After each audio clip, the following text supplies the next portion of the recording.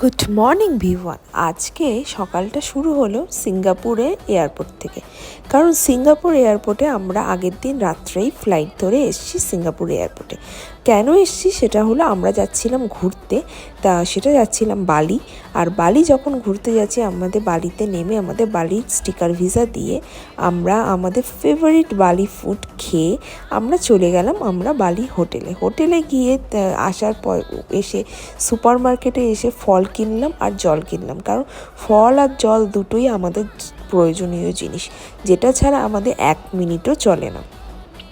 তারপর আমরা একটু লোকাল শপিং মলটলগুলো ঘুরে দেখলাম, তার সাথে মানি এক্সচেঞ্জ করলাম, তার সাথে সাথে আরও অনেক কিছু পরের দিনে যে নেক্সট ট্রিপ করব সেটা নিয়েও আমরা প্ল্যানিং করলাম। আর সাথে সাথে অনেকটা টাইম কাটালাম। আর প্রথম দিন এসে নিজেকে খুবই ভালো লাগছিল বালিতে, কারণ এত সুন্দর ভাইবস।